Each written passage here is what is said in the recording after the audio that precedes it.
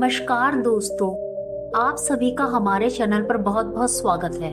दोस्तों, आज हम आपको सुनाने जा रहे हैं एक सरल भक्त की अद्भुत कहानी जो अपनी सादगी और भक्ति के माध्यम से भगवान का दर्शन प्राप्त करता है। एक गांव में एक परिवार था। उस परिवार में एक बच्चे का जन्म हुआ। समय के साथ वह अब 20 वर्ष का हो चुका था। उसमें कोई भी दुर्गुण नहीं था। वह बहुत सरल था। उसमें बस एक ही कमी थी कि वह खाता बहुत था। खाना खाने के लिए जैसे ही वह बैठ जाए तो रुके ही नहीं, खाता ही जाए। किसी ने उससे कहा, अरे बीच में पानी तो पी लिया कर। तो उसने कहा, पहले बीच तो आए। परिवार के 5 लोग जब तक भोजन खत्म करे तब तक वह खाता ही जाए। उसमें भोजन के प्रति अत्यधिक रुचि थी। वह खाना खाता और कहता, दाने दाने पर लिखा है खाने वाले का नाम। तभी किसी ने उससे कहा कि तुम तो ये कहो कि बोरे बोरे पर लिखा है खानहार का नाम। लोग इस तरह से उसका व्यंग करते। उसके परिवारजनों ने एक महात्मा से बोला, महाराज ये बहुत खाता है। इस पर महात्मा ने कहा, यह उतना ही खाता है जितना इसका खाता है। महाराज जी ने का उत्तर सुनकर परिवारजनों को समझ में नहीं आया। उन्होंने उसे युवक को कहा कि अब जाओ यहाँ से और कुछ काम तो करते हो नहीं, दिन भर खाते रहते हो। सरल सीधा युवक चल दिया। मार्ग में एक आश्रम के पास ठहरा। तभी आश्रम के शिष्य दिखाई दिए। शिष्यों का स्वरूप हष्ट-पुष्ट था। युवक ने मन ही मन में सोचा, यहाँ बढ़िया है, खाने को खूब मिलेगा, काम भी कुछ नहीं करना। वह आश्रम में गुरुजी से मिलने पहुंचा। उसने कहा, गुरुजी हमें अपना शिष्य बना लो। गुरुजी बोले, ठीक है। गुरुजी से उसने कहा, गुरुजी खाने का क्या प्रबंध रहता है? तो गुरु ने कहा, यहाँ पर 4-5 बार खाने की पंगत बैठती है, तुम भी बैठ जाया करो।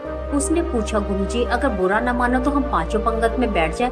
गुरुजी ने सोचा, अरे ये तो बहुत खाता है। फिर भी गुरुजी ने कहा, ठीक है बैठ जाया करो। उसके बाद गुरुजी ने गले में गड्ढी की बांध दी और तिलक लगा दिया और राम नाम दे दिया। बोला कि राम नाम का उच्चारण करो और भजन करो। अब उसके दिन अच्छे गुजरने लगे। अब एक दिन उसने देखा कि आश्रम में भोजन ही नहीं बना, न ही चूल्हे जले हैं। बर्तन कढ़ाई सब अपनी जगह व्यवस्थित है। उत्सुकतावश गुरुजी के पास पहुंचा और कहा, गुरुजी आप आज भोजन नहीं बनेगा? तो गुरुजी ने कहा, आज एकादशी है इसलिए आज भोजन नहीं मिलेगा। आज सब लोग पूजन और भजन करेंगे। शिष्य ने गुरुजी से कहा, गुरुजी आज अगर भोजन नहीं मिला तो कल हम द्वादशी देख नहीं पाएंगे। गुरुजी ने शिष्य की व्यथा सुनी और कहा, देखो आश्रम में तो भोजन बनेगा नहीं, तुम एक काम करो, भंडार घर से थोड़ा सामान ले लो और नदी किनारे जाकर खाना बना लो और पी लो, लेकिन याद रखना बिना भगवान को भोग लगाए मत खाना। इतना सुनकर शिष्य खुशी खुशी आश्रम से खाने का सामान लेकर दाल, तेल, चूना, सब्जी लेकर चल दिया और नदी किनारे चूल्हा जलाकर बैठ गया। जैसे ही भोग लगाने को हो उसे याद आया कि भगवान को भी भोग लगाना है। सीधा सरल आदमी, उसे नहीं पता भगवान को कैसे भोग लगाना है। उसे लगा भगवान कोई मानव है और जैसे वह भोजन ग्रहण करता है ऐसे ही भगवान भोजन ग्रहण करते होंगे। अब वह लगा भगवान को बुलाने, हे प्रभु भोजन बन गया है, आओ पधारो, भोजन पाओ फिर हम भी भोजन खाएं। लेकिन भगवान नहीं है तो भजन गाकर बुलाया, राजा राम आइए, प्रभु राम आइए, मेरे भोजन का भोग लगाइए। भगवान फिर भी नहीं आए। सीधा साधा व्यक्ति अब कहने लगा कि भगवान मुझे लगता है कि आप सोच रहे हैं कि यहाँ रूखा सूखा बना है, लेकिन प्रभु मंदिर में तो आपको कुछ नहीं मिलेगा, मंदिर से जान बचाकर तो हम ही आ रहे हैं। भगवान उसकी इस बात से रीझ गए। तभी भगवान राम माँ सीता के साथ प्रकट हुए। सरल व्यक्ति ने भगवान प्रभु से कहा, प्रभु के साथ यह कौन है? प्रभु ने कहा, हमारी धर्मपत्नी है। उसने मन ही मन सोचा, गुरुजी ने तो कहा था कि एक भगवान आए हैं, यहाँ तो 2 भगवान आ गए। वह भगवान को देखे और भोजन को देखे, क्योंकि उसने भोजन तो 2 ही लोगों का बनाया था, एक और भगवान आ गए। तो उसने कहा, ठीक है आप आए हैं तो भोजन ग्रहण कीजिए। भगवान भोजन ग्रहण कर अंतर ध्यान हो गए। अब जब अगली एकादशी आई तब गुरुजी के पास पहुंचा और गुरुजी को जाकर कहा, गुरुजी वहाँ 2 भगवान आते हैं।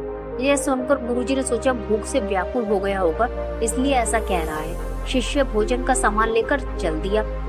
अब उसने इस बार 3 लोगों के लिए खाना बनाया और भगवान को बुलाने लगा, राजा राम आइए, सीता राम आइए, मेरे भोजन का भोग लगाइए।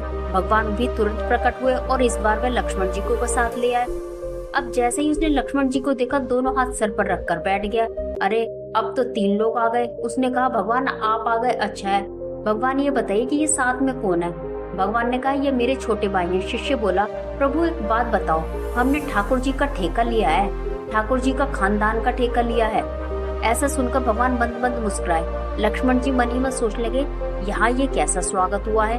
अब उसने तीनों को भोजन परोसा और तीनों ने खाया और फिर आप तीनों प्रभु अंतर ध्यान हो गए और इस बार भी वह भूखे रह गया। वह पुण्य आश्रम में गया। एकादशी वाले दिन गुरुजी के पास पहुंचा और गुरुजी, वहाँ 3 भगवान आते हैं, भोजन सामग्री को और बढ़ा दीजिए। गुरुजी ने कहा ठीक है, ले जाओ। अब की बार उसने खाना बनाया 4 लोगों के लिए। खाना बनाने के बाद वह बड़े आदर भाव से भगवान को बुलाने लगा और इस बार उसने बोला, राजा राम आइए, सीता राम आइए, मेरे भोजन का भोग लगाइए। अब की बार प्रभु माँ सीता के साथ लक्ष्मण जी और हनुमान जी को भी ले आए। जैसे उसने हनुमान जी को देखा तो बोला, हे प्रभु, इस बार तो आप एक बंदर भी ले आए हो। प्रभु फिर मंद मंद मुस्कुराए। शिष्य ने सभी को भोजन परोसा, सभी ने भोजन ग्रहण किया और सभी अंतर ध्यान हो गए। इस बार की भी एकादशी उस शिष्य की पूरी हुई। अब पुण्य एकादशी आई। आश्रम में गुरुजी के पास पहुंचा। गुरुजी से कहा, वहाँ कई सारे भगवान आते हैं। पहले 1 भगवान आए, फिर 2, फिर 3। अब आप भोजन की सामग्री को और बढ़ा दीजिए। गुरुजी ने सोचा, इतना ये खा नहीं सकता, जरूर ये बेचता होगा। गुरुजी उसके पीछे पीछे चल दिए। शिष्य इस बार भी सजग हो गया और उसने इस बार भोजन ही नहीं बनाया और लगा भगवान को बुलाने, राजा राम आइए, प्रभु राम आइए, मेरे भोजन का भोग लगाइए। इतना कहते ही पूरा दरबार उपस्थित हो गया। अब उसने देखा और इतने सारे भगवान। अब एक पेड़ के नीचे बैठ गया और प्रभु ने पूछा, क्या हुआ, आज भोजन नहीं बनाया? शिष्य बोला, बनाकर क्या करेंगे जब हमें मिलता ही नहीं खाने को, आप ही बना लो और आप ही खाओ। प्रभु मंद मंद मुस्कुराए। प्रभु, माँ सीता, लक्ष्मण जी, हनुमान जी, सभी लोगों को काम सौंप दिया गया। माँ सीता चूल्हा जना लेने लगी, लक्ष्मण जी लकड़ियां बीन के चले गए, हनुमान जी काम में लग गए। इस तरीके से भगवान राम के परिवार सहित खाना बनाया। तभी वहाँ गुरु जी आए। गुरु ने देखा कि सामान जो का त्यों रखा है और शिष्य आंखें बीचे बैठा हुआ है। शिष्य ने जैसे गुरु जी को देखा और बोला, गुरु जी देखो कितने सारे हैं भगवान है। गुरु जी बोले, कहाँ है, मुझे तो कोई नहीं दिख रहा। उसने बोला, अब तो और परेशानी बढ़ गई, हमें सब दिख रहे हैं, गुरु जी को कोई नहीं दिख रहा। भगवान जी से बोला, प्रभु जी आप मेरे गुरुदेव को दर्शन दीजिए, आप मेरे गुरुदेव को क्यों नहीं दिखाई दिए? भगवान बोले, तुम सरल हो इसलिए मैं तुम्हें दिख रहा हूँ। शिष्य बोला, वह मेरे गुरु है, मुझसे भी ज्यादा ज्ञानवान है। प्रभु बोले, पर तुम सरल हो और मैं सरल लोगों के लिए सदा सुलभ हूँ। शिष्य के आग्रह पर प्रभु राम ने परिवार सहित गुरुदेव को दर्शन दिए। गुरुदेव भगवान के दर्शन पाकर गुरुदेव की आंखों से अश्रु प्रवाहित हो गए। तो दोस्तों, आप कितने भी ज्ञानवान हो, कितने भी धनवान हो, अगर आप सरल नहीं हो, सहज नहीं हो, तो भगवान का दर्शन आपको नहीं मिल सकता। जीवन में सरलता और सहजता दोनों ही जरूरी है। दोस्तों, अगर आपको ये कहानी पसंद आई है तो हमारे वीडियो को लाइक जरूर कीजिए और इस तरह की और कहानियों के लिए हमारे चैनल को सब्सक्राइब करें और बेल आइकन को दबाना ना भूलें। कमेंट बॉक्स में जय श्री राम जरूर लिखें।